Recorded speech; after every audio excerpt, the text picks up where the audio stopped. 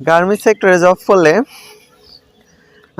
কিছু কিছু ব্যক্তির বুকিং চেক দেওয়া লাগে, যেমন store officer, IA manager, merchandiser, বিভিন্ন এরকম আরও অনেকেই, তারপরে ফ্লোর এজিএম, অনেকেই বুকিং চেক দেওয়ার প্রয়োজন পড়ে।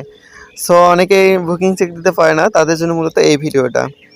এর জন্য আপনাকে মূলত ইআরপি আইডি থাকে, প্রত্যেকটা কোম্পানিতে ইআরপি আইডি থাকে। এই ইআরপি আইডির মধ্যে আসলে বুকিং চেক দেওয়া হয়, অর্থাৎ আপনার কী কী মাল ইনহাউস আছে সেগুলো আপনি ওই বুকিংয়ের মাধ্যমে চেক দিলে বুঝতে পারবেন। আর কত পিস ওই স্টাইলের জন্য ইনহাউস করছে সেটাও আপনি দেখতে পারবেন। সো কথা না বাড়িয়ে ইআরপি আইডিতে চলে যাই। আপনার ইআরপি আইডিতে আপনার যদি আইডি থাকে লগ ইন পাসওয়ার্ড দিয়ে ঢুকবেন, আগে লগ ইন করে নেবেন। এরপর আপনার যে স্টাইলটার আপনি বুকিং চেক দিতে চাচ্ছেন এইটার রেফার লাগবে। এটার রেফার মূলত এমশিট অথবা আপনার কাটিং রিপোর্ট থাকে, এগুলোর মধ্যে আপনি পেয়ে যাবেন। সো আমি আমার এখানে এমশিটটা ফলো করতেছি। এই এমশিটের উপরে এখানে লাল ইন্ডিকেট করে দেওয়া আছে, রেফার নাম্বার দেওয়া আছে এখানে। এই রেফার নাম্বারটা নিতে হবে, এটা আমি কপি করে নিব। দেন আমি আমার আইডিটা লগ ইন করে নিব, এগুলো মিনিমাইজ করে রেখে দিচ্ছি। আমার কোম্পানি এইটা হচ্ছে ইআরপি অ্যাপ, সো আমি এটাতে লগ ইন করে নিব।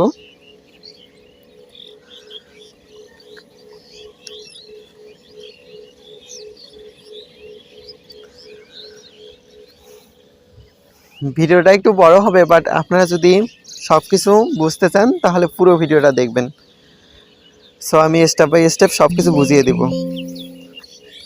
এই যে আমি এখানে লগ ইন করে নিলাম। এরপর এখান থেকে আপনাকে যে বুকিংয়ের যে আপনার অপশনটা আছে এটা অ্যাড করে নিতে হবে। আপনার হয়তো বা আপনার আইডিতে অ্যাড করা নাও থাকতে পারে, এ কারণে এই যে প্লাস চিহ্নটা আছে এখানে ক্লিক করলে আপনি ওই বুকিংয়ের আইডির যে অপশনটা ওইটা এখান থেকে আপনি অ্যাড করে নিতে পারবেন।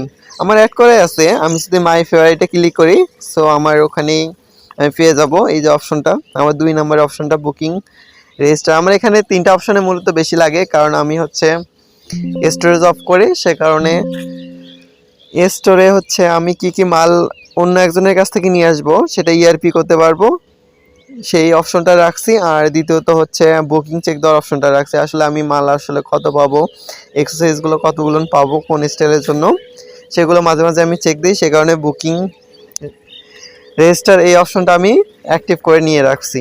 সো আপনারা যদি না থাকে এখানে তাহলে আপনারা ওই প্লাস চিহ্নতে ক্লিক করে ওখান থেকে যোগ করে নেবেন। এই যে উপরে দেখেন আওয়ার রেফ, এখানে আমাকে ওই যে উপরে 3 ডটে ক্লিক করতে হবে। এখানে ক্লিক করার পরে ওই যে আওয়ার রেফ যেটা আমি কপি করে নিয়েছিলাম সেটা পেস্ট করে দেব। আমি পেস্ট করে দিলাম কন্ট্রোল ভি দিয়ে, তারপরে আমি ওকে বাটনে ক্লিক করব। আমার স্টাইলটা দেখুন এসে গেছে।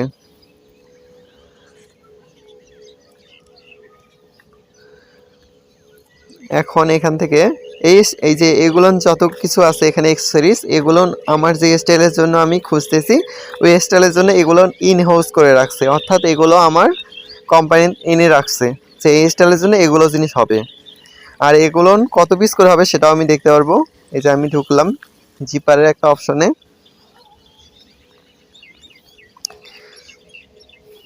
ওকে আমি একটু বড় করে নেব।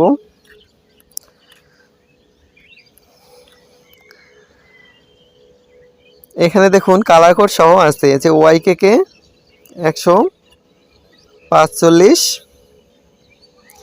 এত সিএম এত পিস, প্রতিটার কোয়ান্টিটি কালার দেন সব কিছু দেওয়া আছে এখানে, যে এত সিএম এত পিসের জন্য আসছে আমার কাছে।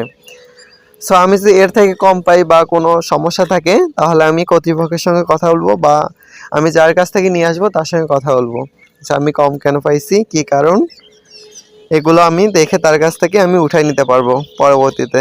সো এগুলো অবশ্যই মাথায় রাখতে হবে, না হলে হবে কি স্টাইলটা আপনি একটা স্টাইল যখন করবেন তখন মাঝখানে যদি আপনার অনেকগুলো জিপার না থাকে তাহলে আপনি একটা সমস্যার মধ্যে পড়ে যাবেন। সো আমি এটা ক্লোজ করে দিই। আমি এই যে আর আছে না, আর অপশনটা এইটার মধ্যে ক্লিক করতে হবে, তাহলে আপনার ওই ওপেন অপশনটা চলে আসবে। এই যেমন আমি আরেকটা অপশনে ক্লিক করলাম, এটা হচ্ছে ইলাস্টিকের। সো আমি দেখতে চাচ্ছি এখানে ইলাস্টিক কত ইয়ার্স ইনহাউস করছে।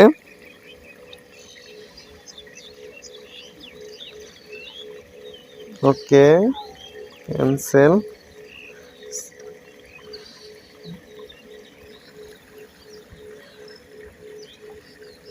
সরি, আমি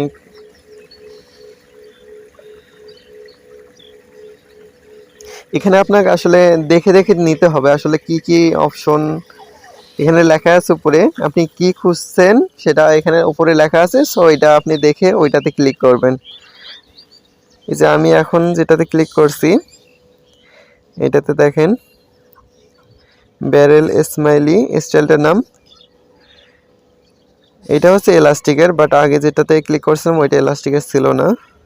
আমি আসলে থ্রেড খুঁজতেছি, দেখি থ্রেড কোনটার মধ্যে আছে। ওপেন, যে এটার মধ্যে দেখেন থ্রেড আছে।